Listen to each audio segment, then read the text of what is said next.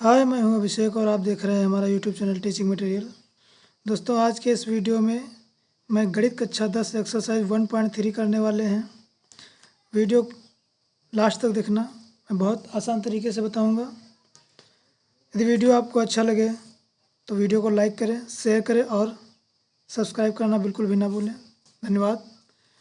तो प्रश्नावली 1.3 शुरू करते हैं। सवाल दे रखा है इसमें पहला, सिद्ध कीजिए कि √5 एक अपरिमेय संख्या है। तो परिमेय और अपरिमेय संख्या हमने पहले ही बताई हैं, ठीक है। पहले वीडियो में हमने बताया था कि परिमेय संख्या और अपरिमेय संख्या क्या होती हैं। परिमेय का संख्या का मतलब हमने बताया था कि यदि कोई भी संख्या है, जैसे अभाज्य संख्या है, अगर उनको हम रूट में रख दें तो वह अपरिमेय संख्या कहलाती हैं, है ना। जैसे √2 हो गया या √3 हो गया या √5 हो गया। इस प्रकार से जो संख्याएँ होती हैं वो अपरिमेय संख्या कहलाती हैं। और एक नियम बताते हैं कि जैसे आपके पास कोई दो पूर्णांक हैं p व q, यदि यहाँ पर p² q से विभाजित है, ठीक है, तो क्या होगा फिर p भी q से विभाजित होगा। बात समझ में आई। अगर p² q से विभाजित है तो p भी q से विभाजित होगा। बात समझ में आई। जैसे कि मान लीजिए कोई संख्या ले लीजिए आप 4, है ना, 4 का वर्ग। अगर ये 2 से विभाजित है, अगर ये 2 से विभाजित है, 4 का वर्ग अगर ये 2 से विभाजित है ना, तो 4 का वर्गमूल कितना होगा? 2। 4 का वर्गमूल 2, तो 2 भी 2 से विभाजित होगा। बात समझ में आई ना। तो यही कंडीशन इसमें लागू होनी है। तो आई होप समझ गए होंगे आप लोग। तो देखिए, पहला सवाल है आपका। पहला सवाल दे रखा है कि सिद्ध कीजिए कि √5 एक अपरिमेय संख्या है ना। अपरिमेय संख्या है, ठीक है, लेकिन आपको सिद्ध करके बताना है कि ये √5 एक अपरिमेय संख्या है। तो सिद्ध आप कैसे करेंगे? कैसे सिद्ध करेंगे? इसका जस्ट उल्टा मानना पड़ेगा आपको। अगर ये अपरिमेय संख्या दे रखी है तो इसको हम परिमेय मान के चलेंगे, तब आप सिद्ध कर सकते हैं, ठीक है। तो देखिए, पहला सवाल लिखिए इसमें कि माना √5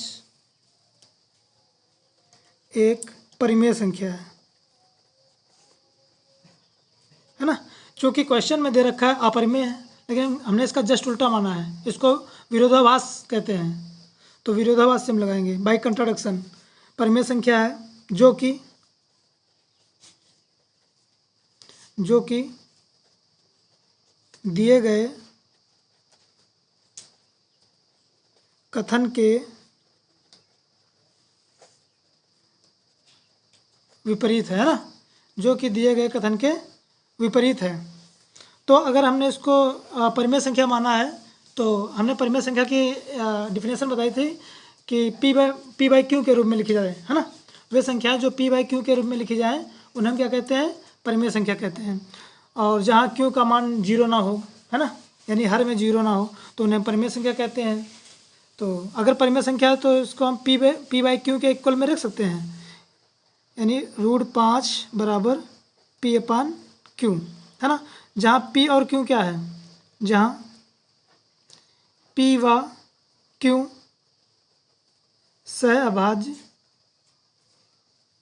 सहअभाज्य पूर्णांक है। p व q सहअभाज्य पूर्णांक है ना। और q बराबर नहीं है 0 के। और p व q के जो HCF होगा वो 1 होगा, है ना। p व q का HCF कितना होगा? 1 होगा। अगर ये कंडीशन बनती है तो ये फिर परिमेय संख्या है। तो देखिए, अगर p व q का गुणनखंड अगर 1 आ जाता है तो परिमेय संख्या होगी। अगर गुणनखंड 1 नहीं आया तो फिर ये संख्या अपरिमेय मानी जाएगी। तो देखिए, आगे इसके आगे लिखेंगे हम, दोनों पक्षों का वर्ग करने पर, दोनों पक्षों का वर्ग करने पर, है ना, squaring on the both side. तो √5 का वर्ग बराबर p/q का वर्ग। √5 का वर्ग 5 बराबर p का वर्ग p²/q², है ना।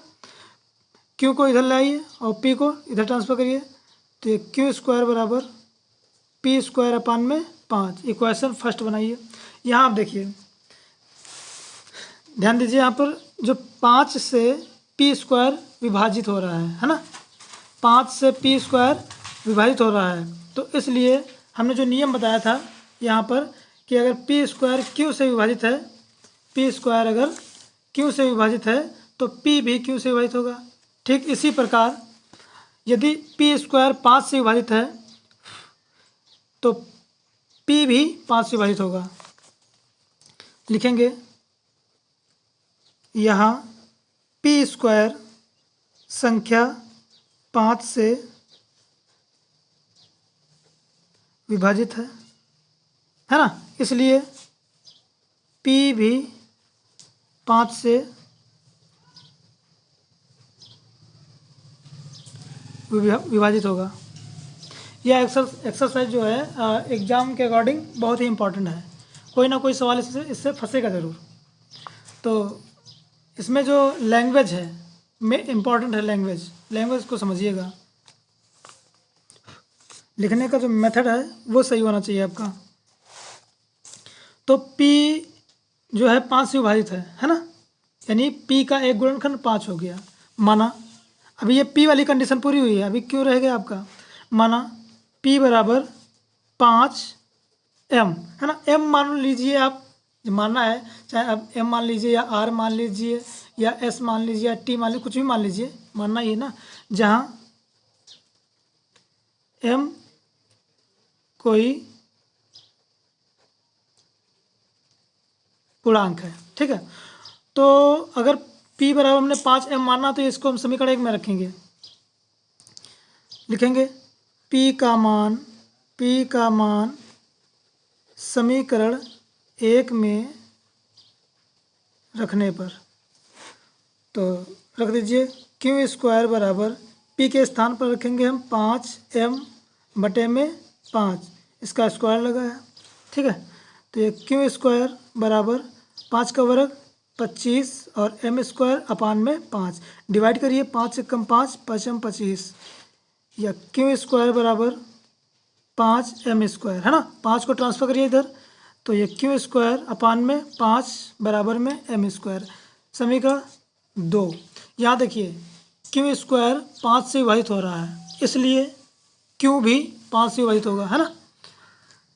लिखेंगे यहाँ क्यू स्क्वायर संख्या 5 से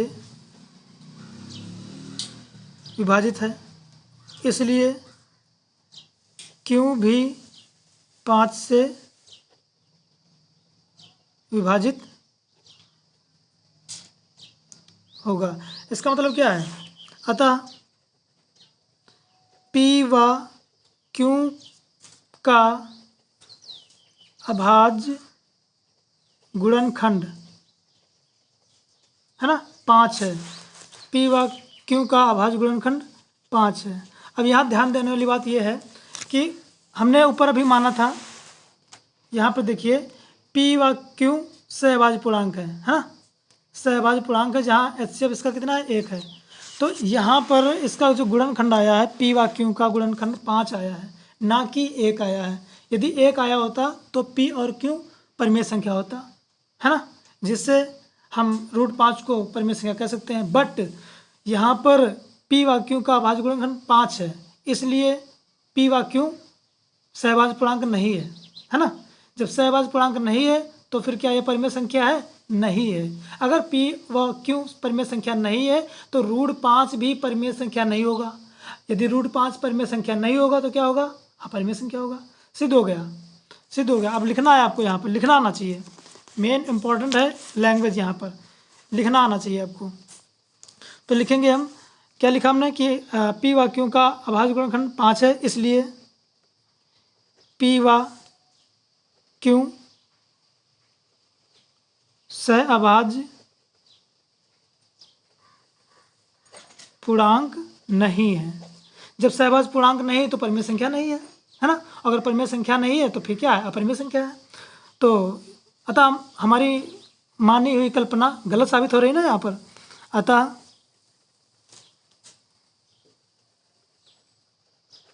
हमारी कल्पना असत्य है ना। लिखना आना चाहिए, ज़रूरी नहीं कि हमने ये लिखा कि हमारी कल्पना असत्य है ना। आप ये भी लिख सकते हो हमारा माना हुआ कथन गलत है ना, इस प्रकार भी लिख सकते हो। अतः हमारी कल्पना असत्य है इसलिए रूट 5 एक अपरिमेय संख्या है। बस ये सवाल हो गया।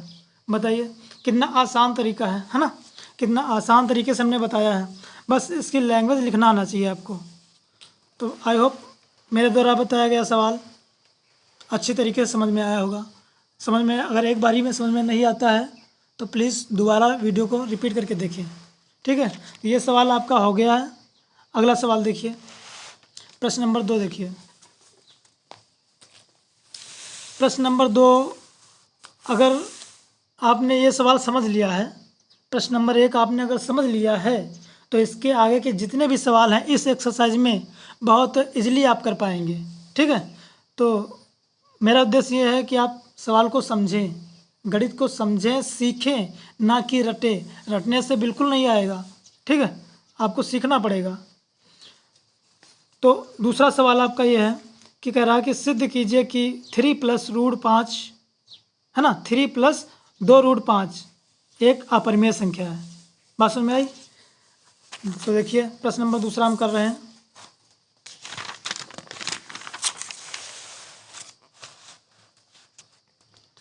प्रश्न नंबर 2,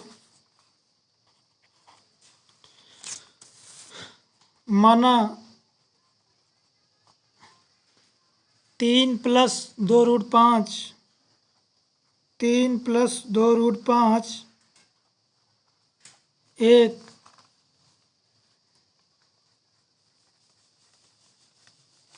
परिमेय संख्या है ना। एक क्या है? परिमेय संख्या है।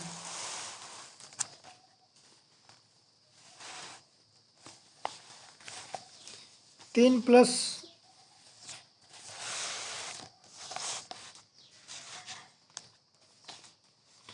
माना 3 + 2√5 एक परिमेय संख्या है।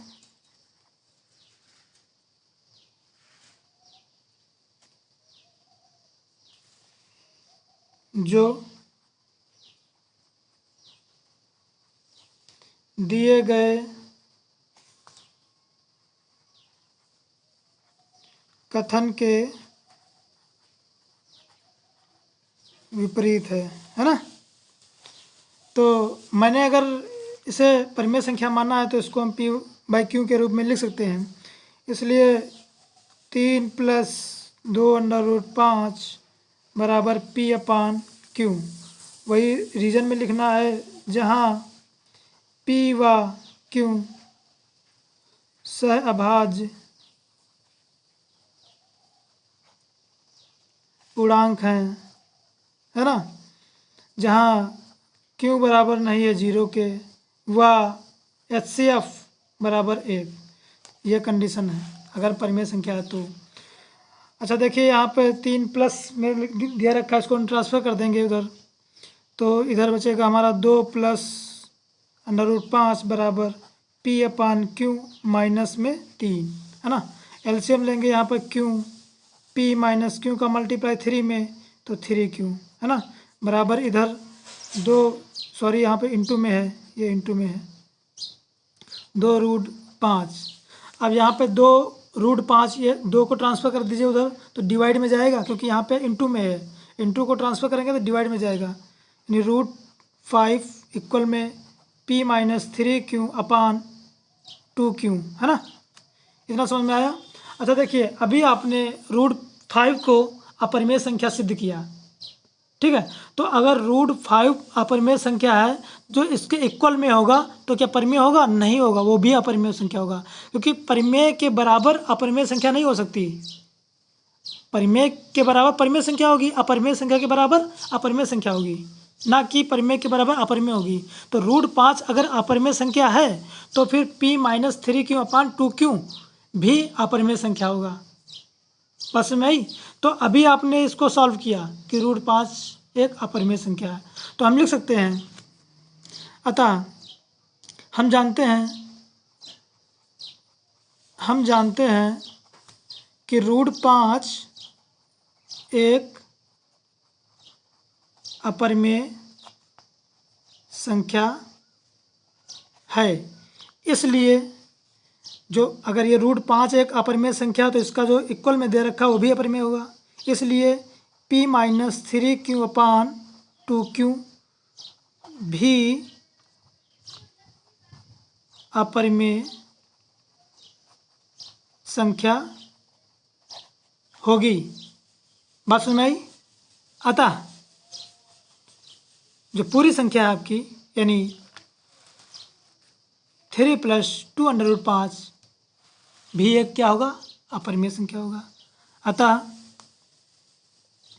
3 + 2√5 क्या होगा, अपरिमेय संख्या।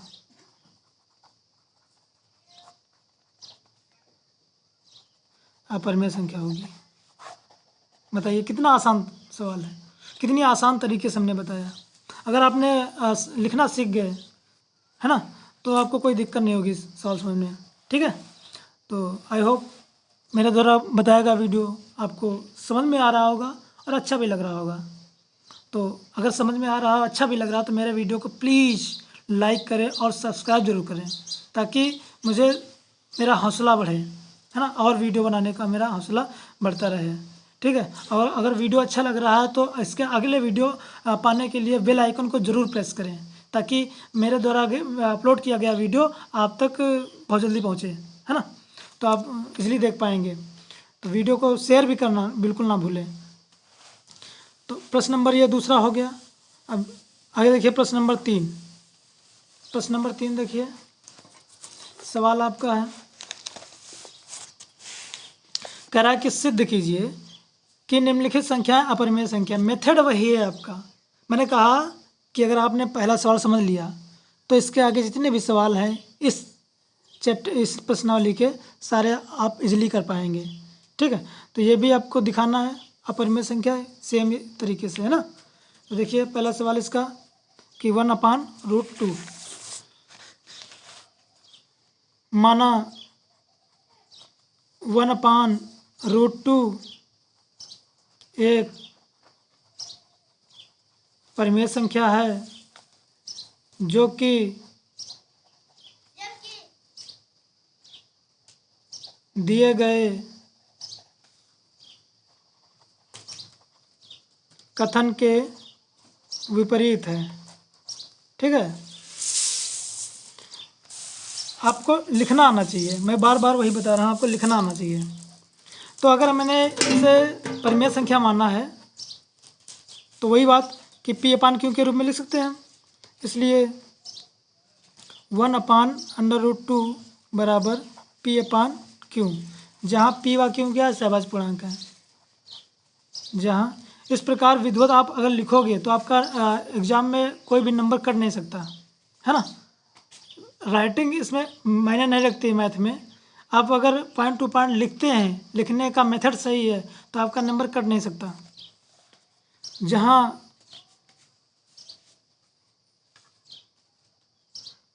p व q सहअभाज्य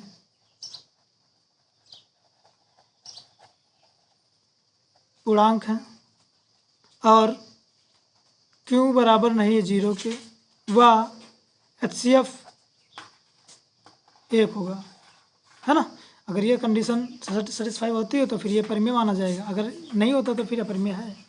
तो यहाँ पर हमें क्या करना है कि दोनों पक्षों का वर्ग करा दीजिए, दोनों पक्षों का वर्ग करने पर, है ना, यहाँ से रूट हटाना है। दोनों पक्षों का वर्ग करने पर तो 1/√2 का वर्ग बराबर p/q का वर्ग। तो 1/√2 यानी 2 वर्ग आ जाएगा इसका, और p²/q²। बात समझ में आई, है ना। क्रॉस मल्टीप्लाई कराइए तो ये q² बराबर 2 की गुणा उधर जाएगा तो 2p²। बात समझ में आई? या 2 को इधर लाइए तो ये q² अपान में 2 इक्वल में p²। समीकरण 1। तो यहाँ आप देख पा रहे होंगे कि 2 से q² विभाजित है, तो अगर 2 से q² विभाजित है तो फिर 2 से q भी विभाजित होगा, जैसे हमने पहले सवाल में किया था, है ना। वो हमने नियम बताया था, अगर p² q से विभाजित है तो p भी q से विभाजित होगा।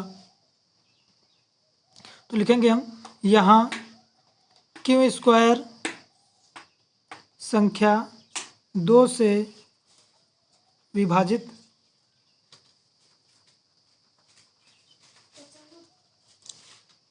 है, इसलिए q भी 2 से विभाजित होगा। ठीक है, तो यहाँ पर Q वाली कंडीशन पूरी हुई है। अभी P रह गया आपका पूर्णांक, है ना। तो Q का मान आपने Q का एक गुणनखंड 2 निकाला है, तो माना कि Q बराबर 2m, जैसे पहले वाले सवाल में माना था हमने, है ना। तो लिखिए माना Q बराबर 2m, जहाँ m क्या है, जहाँ m कोई पूर्णांक है, हमने माना है। जरूरी नहीं m मानिए, आप कुछ भी मान सकते हैं, जहाँ m कोई पूर्णांक है। तो हम इक्वेशन फर्स्ट में Q का वैल्यू रखेंगे, तो Q का मान समीकरण 1 में रखने पर, समीकरण 1 हमारी है, Q का वैल्यू रखेंगे 2m² अपान में 2 बराबर में p²। 2 का वर्ग 4m² अपान में 2 बराबर में p²। इसको डिवाइड कर दीजिए 2 टाइम, तो 2m² अपान में p²। 2 को ट्रांसफर करिए तो इंटू में उधर जाएगा तो डिवाइड में, m² बराबर में p² अपान में 2। अब देखिए इक्वेशन सेकेंड यहाँ पर बन गई। अब देखिए वही कंडीशन सेटिस्फाई हो रही है यहाँ पर कि 2 से p² विभाजित है, इसलिए 2 से p भी विभाजित होगा। लिखेंगे हम यहाँ p² संख्या 2 से विभाजित है ना, इसलिए p भी 2 से विभाजित होगा। बात समझ में आई हमारी? है समझ में आई कि नहीं आई? है कंडीशन वही है आपकी। पहला सवाल जैसे हमने बताया था आपको, √5 को हमने परिमेय संख्या फाइंड आउट करके दिखाया था, सेम प्रोसेस वही है आपका। अगर उसको आपने सीख लिया तो इसमें कोई प्रॉब्लम नहीं होगी। बात समझ रहे ना? तो थोड़ा ध्यान से देखिए, वीडियो को ध्यान से देखिए। तो देखिए p भी 2 से विभाजित हो रहा है, तो आपने समीकरण 1 और समीकरण 2 से स्पष्ट हो रहा है यहाँ पर कि p और q का जो गुणनखंड आया है वो 2 आया है। और हमने माना क्या था? हमने माना था p व q सहभाज्य पूर्णांक है, और सहभाज्य पूर्णांक का जो गुणनखंड होता है अर्थात HCF होता है वो 1 होता है। और चूंकि यहाँ पर 2 आ रहा है तो क्या सहभाज्य पूर्णांक है? नहीं है ना। लिखना आना चाहिए आपको। लिखिए समीकरण 1 व 2 से स्पष्ट है कि p व q का अभाज्य गुणनखंड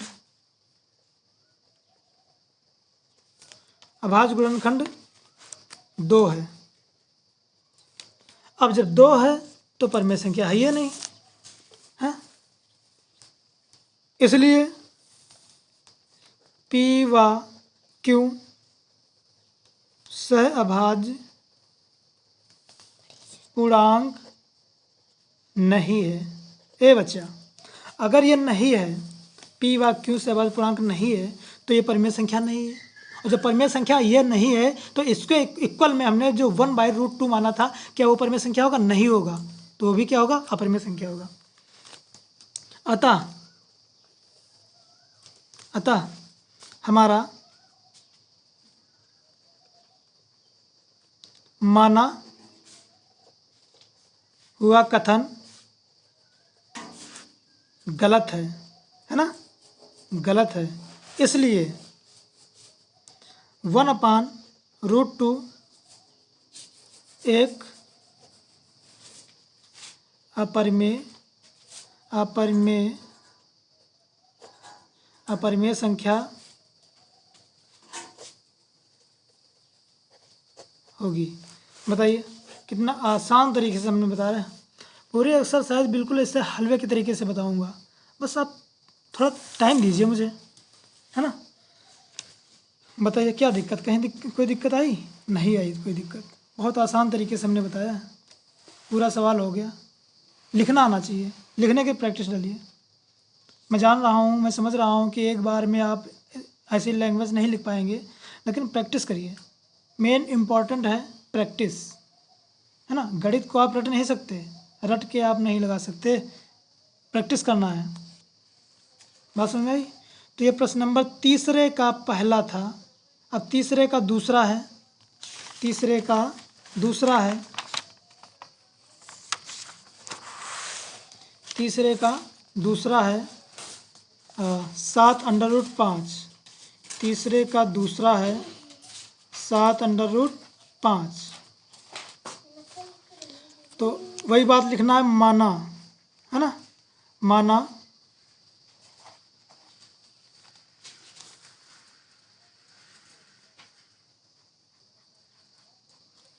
माना 7√5 एक परिमेय संख्या है जो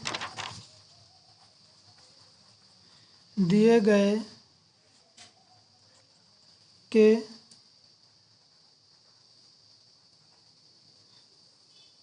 विपरीत है, जो दिए गए के विपरीत है।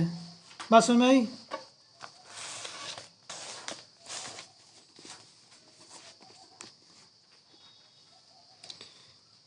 इसलिए अगर हमने परिमेय संख्या माना है, अगर हमने परिमेय संख्या माना है तो इसको हम p/q के फॉर्म में लिख सकते हैं, यानी 7√5 बराबर p/q, जहाँ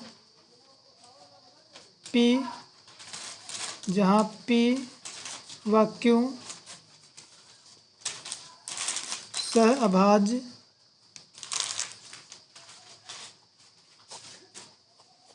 पूर्णांक हैं, है ना। q बराबर 0 नहीं है और HCF 1 है। तो 7 × √5 दिया है, 7 को ट्रांसफ़र कर दीजिए सर, तो ये √5 बराबर में p/7q।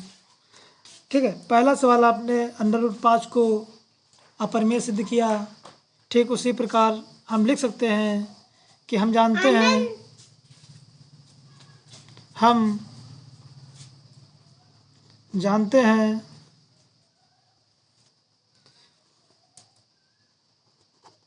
कि √5 अपरिमेय संख्या है।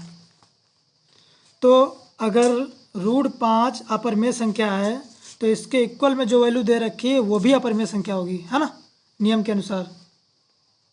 तो इसलिए p/7q भी अपरिमेय संख्या होगी। अतः जो पूरी संख्या आपकी है 7√5, है ना, 7√5 एक अपरिमेय संख्या होगी। ये हमने सिद्ध कर दिया। बताइए कितना आसान तरीके से हमने बता दिया सवाल। कोई दिक्कत? मेरे हिसाब से कोई दिक्कत नहीं आ रही होगी आपको। अब आप इजीली समझ पा रहे होंगे। तो मेरा वीडियो अच्छा लग रहा है तो मेरे वीडियो को ज़्यादा से ज़्यादा लाइक करें, शेयर करें, शेयर करना भी ना भूलें। और चैनल पे नए हैं तो आप चैनल को ज़रूर सब्सक्राइब करें, ताकि हमारा मोटिवेशन जो अंदर मेरा हौसला है वो बना रहे वीडियो बनाने का। और मैं पूरी गणित आपको पढ़ाऊँगा, स्टेप बाय स्टेप पढ़ाऊँगा, है ना। हर कंसेप्ट आपको क्लियर कराऊँगा। ये नहीं है कि मैं डायरेक्टली सवाल बताता चलूँ, मैं जो है हर डाउट आपका क्लियर करने की कोशिश करूँगा। ठीक है, तो पहला सवाल आप दूसरा सवाल हो गया। अब प्रश्न नंबर 3 का तीसरा सवाल है। प्रश्न नंबर 3 का तीसरा सवाल दे रखा है, क्या दे रखा है, 6 + √2, 6 + √2, है ना। तो इसको लिख लीजिए, माना 6 + √2 हिल रहा है। एक परिमेय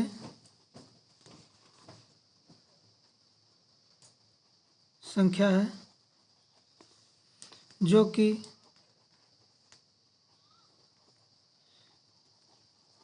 दिए गए कथन के विपरीत है ना। तो अगर ये परिमेय संख्या है तो इसको p/q के रूप में उठा के रख दीजिए। 6 + √2 इक्वल में p/q।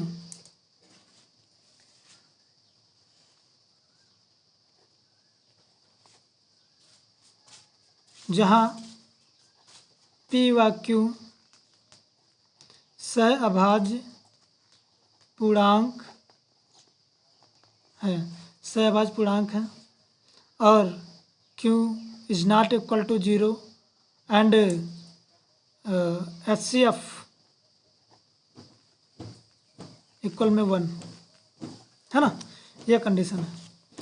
तो यहाँ पर 6 + √2, 6 को ट्रांसफर कर दीजिए तो ये √2 इक्वल में p/q - 6, या √2 इक्वल टू p/q, ये माइनस q का मल्टीप्लाई 6 में, तो ये 6q, है ना, 6q बन जाएगा। तो √2, अभी देखो ये √2 जो है क्वेश्चन नंबर 3 का जो पहला सवाल है उसमें आपने √2 को अपरिमेय संख्या सिद्ध किया, है ना। तो यहाँ पे भी क्या है, √2 अपरिमेय संख्या है। तो √2 अपरिमेय संख्या, तो इसका जो मान दे रखा है इक्वल में वो भी अपरिमेय संख्या होगा, इसलिए जो पूरी संख्या दी गई है वो भी क्या है, अपरिमेय संख्या। सिद्ध हो गया। बस लिख लीजिए, आप लिखना ज़रूरी है। हम जानते हैं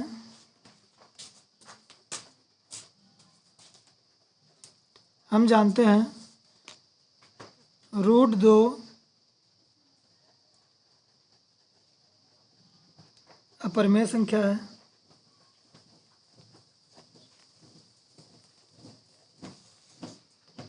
इसलिए p - 6q/q भी